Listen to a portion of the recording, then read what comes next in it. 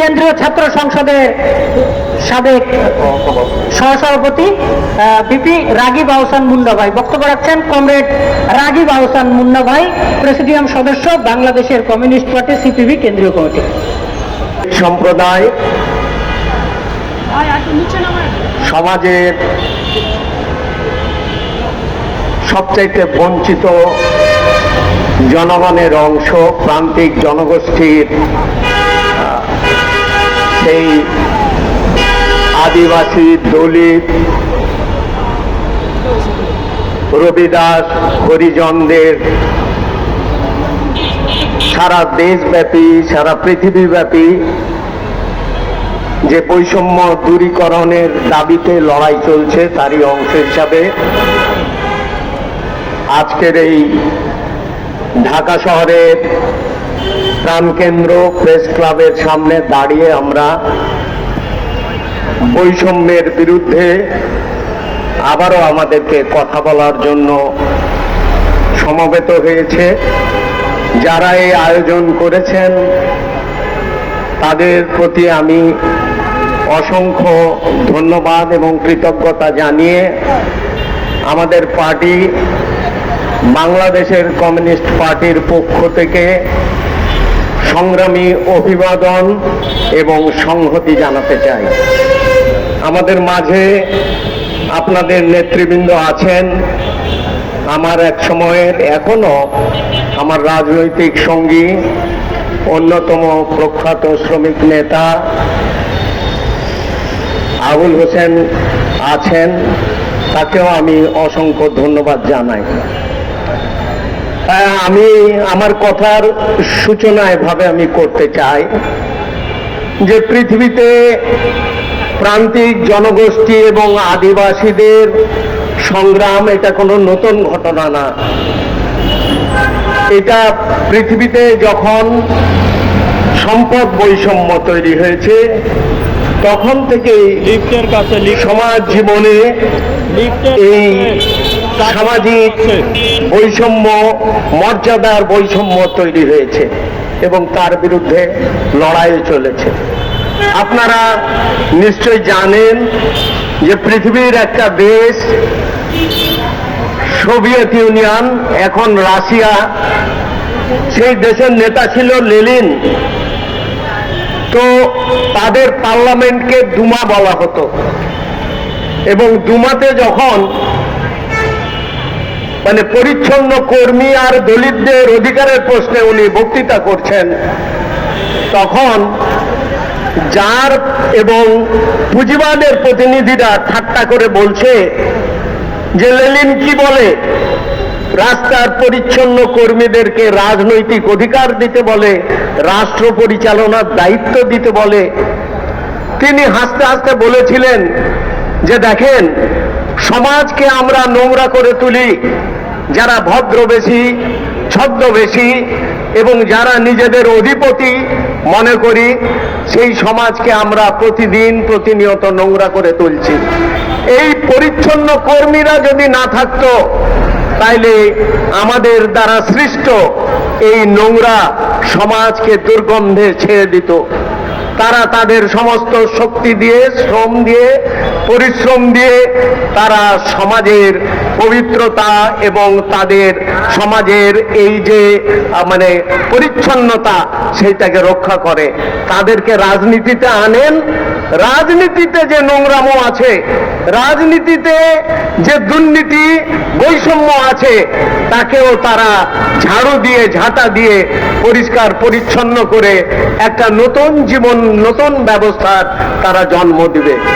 আপনাদের মনে আছে রবি ঠাকুর লিখেছিলেন যে জুতার কিভাবে আবিষ্কার হয়েছিল।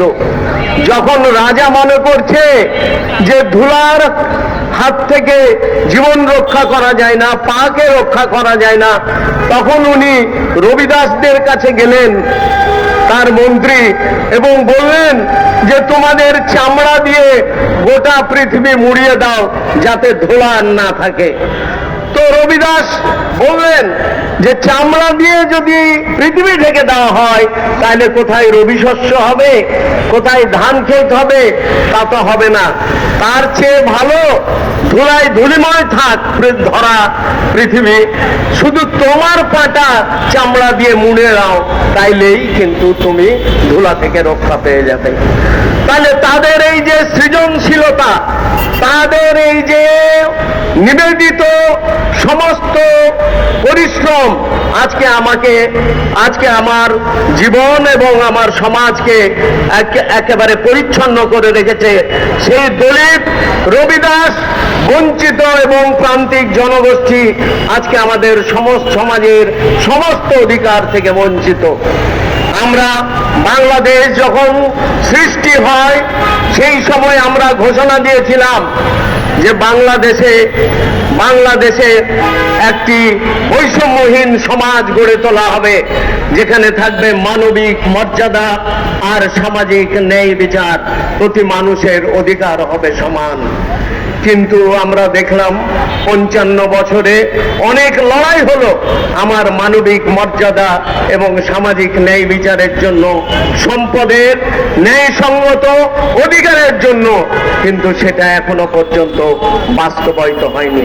আমি কাউকে কৃতিত্ব দিতে চাই না, আমি যারা দেশ শাসন করেছে তাদের কাছে প্রশ্ন উত্থাপন করতে চাই যে মানবিক মর্যাদা মানে এই না যে শিফন রবিদাস বললেন যে এখনো পর্যন্ত চায়ের রেস্টুরেন্টে গেলে আলাদা কাপে তাকে চা দেওয়া হয় এবং দূর থেকে তাকে চা ঢেলে দেওয়া হয়।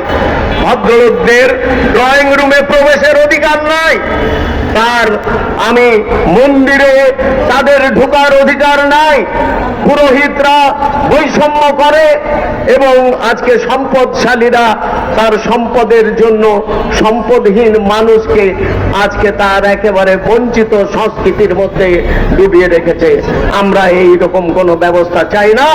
বাংলাদেশের কমিউনিস্ট পার্টি এই ব্যবস্থার বিরুদ্ধে বলেই এবারের নির্বাচনে আমরা শিফনকে আমরা আমাদের দলীয় প্রার্থী কাস্তে প্রতীক দিয়ে নির্বাচন করার অধিকার দিয়েছিলাম এবং আমরা বলেছিলাম শিফন তার অধিকারের প্রশ্নে, তার রাজনৈতিক অধিকারের প্রশ্নে সে পার্লামেন্টে বিজয়ী হলে তার সম্প্রদায়ের বঞ্চিত মানুষের কথা বলবে।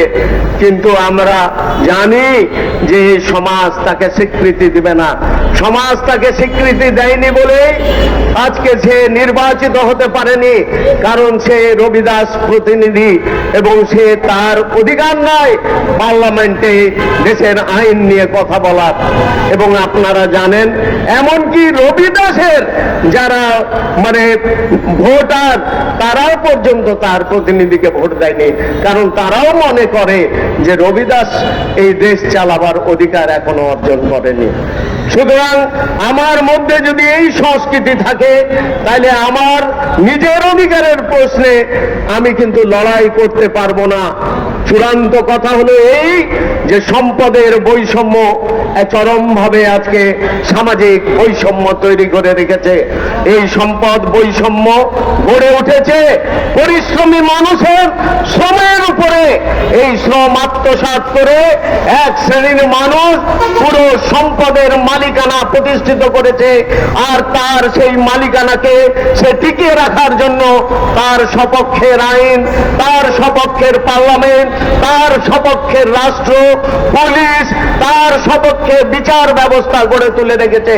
তাকে যদি ভাঙতে হয় তাহলে চূড়ান্তভাবে আজকে সম্পদ বৈষম্যের এই নিয়মকে উৎখাত করে দিতে হবে এবং সেই নিয়মের উৎখাত কারা চায়, সেই নিয়মের উৎখাতের জন্য যে শ্রমজীবী বঞ্চিত মেহনতি শোষিত মানুষ তাদের কর্তৃত্বে একটি রাজনৈতিক সংগ্রাম গড়ে তুলতে হবে এবং তাদের তাদের নেতৃত্বেই একটি নতুন ধরনের অভ্যুত্থান ব্যবস্থা তৈরি করে বাংলাদেশকে একটা নতুন ব্যবস্থার দিকে নিয়ে যেতে হবে। তাইলেই কেবলমাত্র বঞ্চিত মানুষের অর্থনৈতিক মুক্তি আসবে, সামাজিক মুক্তি আসবে, মর্যাদার মুক্তি আসবে এবং গ্লানিময় জীবন থেকে আমরা নিজেদেরকে মুক্ত করতে পারবো। বাংলাদেশের কমিউনিস্ট পার্টি সেই লক্ষ্যে অবিচলভাবে লড়াই করে যাচ্ছে। সেই লড়াইয়ে আপনারা অংশগ্রহণ করবেন, সারা দেশের বঞ্চিত শ্রমজীবী মানুষ অংশগ্রহণ করবে একটা নতুন ব্যবস্থার বাংলাদেশ গড়ে তোলার জন্য। সেই প্রত্যাশা আজকের এই মহতী দিনে আমি ব্যক্ত করে আমি আমার সংহতিমূলক বক্তব্য শেষ করছি। মেহনতি মানুষের জয় অবশ্যম্ভাবী, প্রান্তিক জনগোষ্ঠী তার রাজনৈতিক অধিকার ফিরে পাবে এই আশাবাদ রাখি। মেহনতি মানুষের জয় হোক, দুনিয়ার মজদুর এক হও। আপনাদের ধন্যবাদ।